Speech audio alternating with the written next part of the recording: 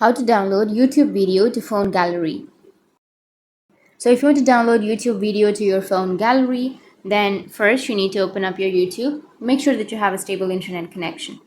Once you have a stable internet connection, simply choose a video that you would like to download. So for example, I'll be choosing a video and then tap on download and it will start the download process. Right. So just wait for some time till it downloads, and you can go with the profile which is on the bottom right and scroll down, and here you will have your downloads option. Tap on downloads and here you will have all of the videos that you have downloaded.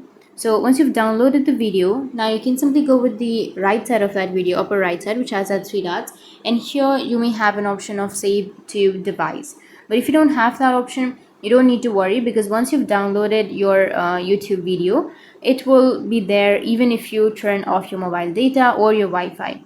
It's basically the same thing as you've downloaded to your gallery. You don't need your internet connection to play that video. So I'll just showing you that if you turn off your Wi-Fi and mobile data, and if you simply go back and remove that from your background and again open up your YouTube application, then it will take you directly to your downloads, and it will say no connection on the bottom of your screen.